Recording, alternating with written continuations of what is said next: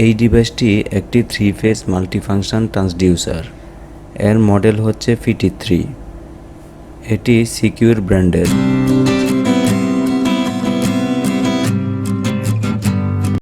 উপরে যে টার্মিনালগুলো দেখা যাচ্ছে সেগুলো হচ্ছে আউটপুট টার্মিনাল। 21 এবং 22 হচ্ছে আউটপুট 1, 23 এবং 24 হচ্ছে আউটপুট 2। ঠিক সেমভাবে 25 এবং 26 হচ্ছে আউটপুট 3, 27 এবং 28 হচ্ছে আউটপুট 4। নিচের কানেকশনগুলো সম্পর্কে পরিচিত হওয়া যাক। সবগুলাই ইনপুট কানেকশন।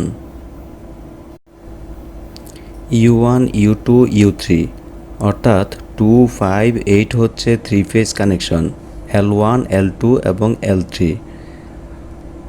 11 নং টার্মিনালে হবে নিউট্রাল কানেকশন। I1 এবং I1 প্রাইমে CT1 এর S1 এবং S2 এর কানেকশন হবে।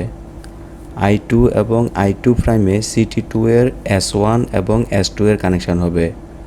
ঠিক একইভাবে I3 এবং I3 প্রাইমে হবে CT3 এর S1, S2 এর কানেকশন। একেবারে সর্বডানের দুটি টার্মিনাল হচ্ছে ডিভাইসটির পাওয়ার কানেকশন। 13 হবে ফেজ এবং 14 হবে নিউট্রাল। এই ডিভাইসটিতে প্যারামিটার সেট করার জন্য কোনো বাটন বা ডিসপ্লে নাই।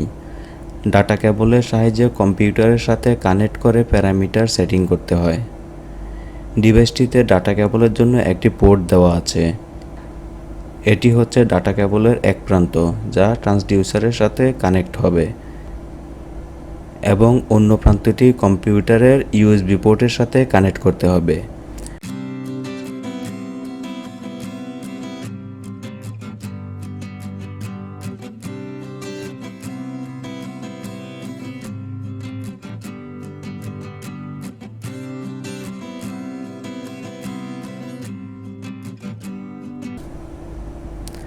ট্রান্সডিউসার ডাটা কেবলের মাধ্যমে কম্পিউটারের সাথে কানেক্ট করা হলো। এবার সফটওয়্যারটি অন করার পালা। এই সফটওয়্যারটির নাম হচ্ছে কনফিগ ভিউ। এটি একটি ওপেন সোর্স সফটওয়্যার, অনলাইনে পাওয়া যাবে। সফটওয়্যারটি অন করা হলো।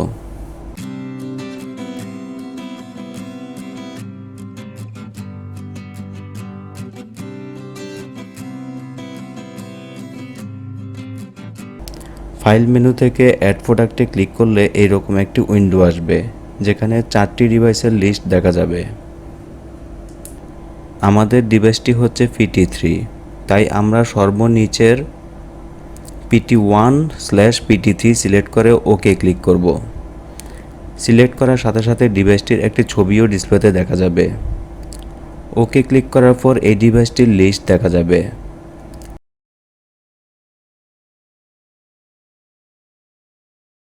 লিস্টে ডাবল ক্লিক করলে দুটি অপশন আসবে, একটি হচ্ছে কনফিগারেশন এবং অন্যটি হচ্ছে রিডিং। এখন ডিভাইসটি কানেক্ট করতে হবে। কানেক্টে ক্লিক করার পর একটি পপআপ আসবে। এখানে বোঝানো হয়েছে আমরা USB পোর্টটি কোন পোর্টে কানেক্ট করেছি তা সিলেক্ট করতে হবে। দেখে নেওয়া যাক কম্পিউটারে কোন সিরিয়াল পোর্টে ডিভাইসটি কানেক্ট হয়েছে।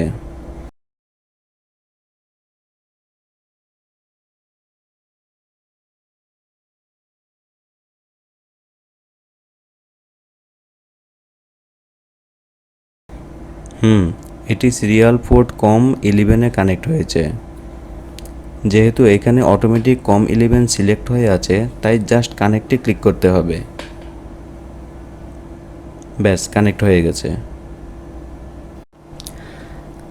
এখন কনফিগারেশনে ডাবল ক্লিক করলেই ট্রান্সডিউসারের প্যারামিটার লিস্ট চলে আসবে।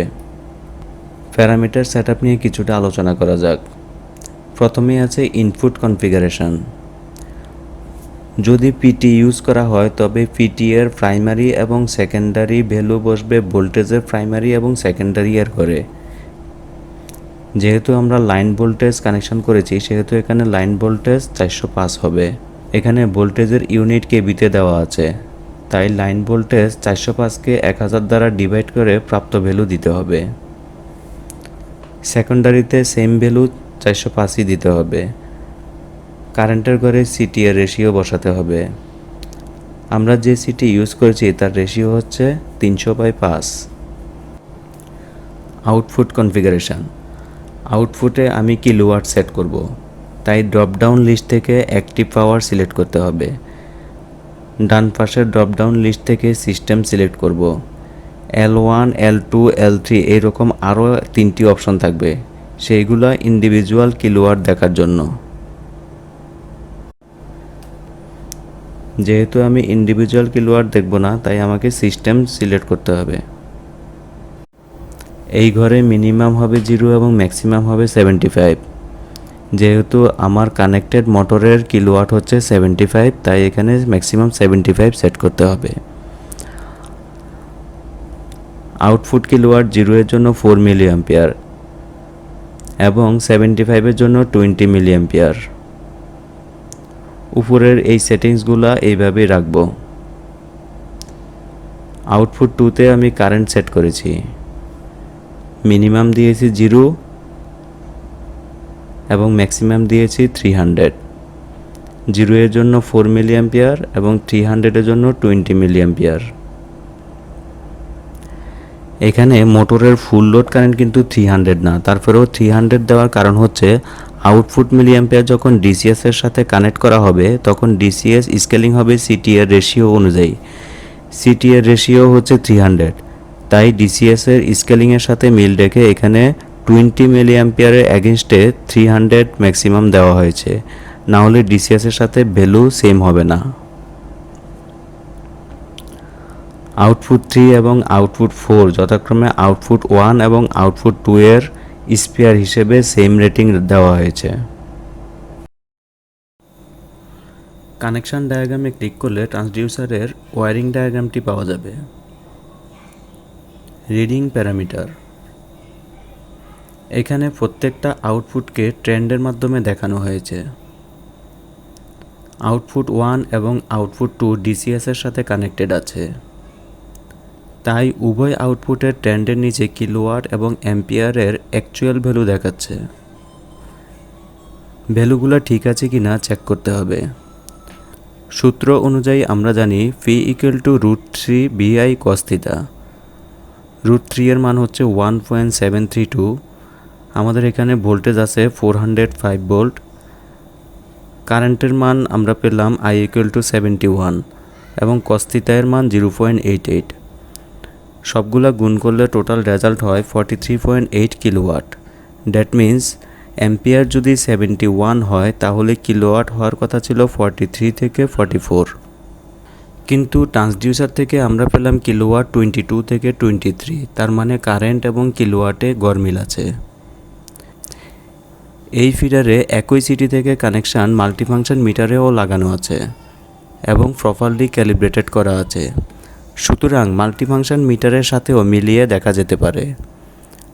মাল্টিফাংশন মিটারে অ্যাম্পিয়ার দেখাচ্ছে 68 থেকে 70 অ্যাম্পিয়ার, আর ট্রান্সডিউসারে অ্যাম্পিয়ার দেখাচ্ছে 71, তার মানে অ্যাম্পিয়ার মোটামুটি ঠিক আছে।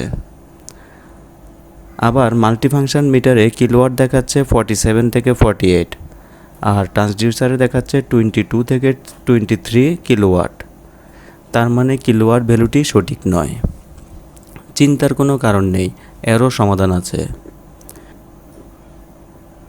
ট্রান্সডিউসারের ইনপুটের 3 ফেজ এবং সিটি এর কানেকশন অদল বদল করে কিলোওয়াট এবং অ্যাম্পিয়ারের সঠিক ভ্যালু অ্যাডজাস্ট করা সম্ভব। অ্যাম্পিয়ার এবং কিলোওয়াট অ্যাডজাস্ট নিয়ে আরেকটি ভিডিও বানাবো ইনশাআল্লাহ। Thank you for watching the video.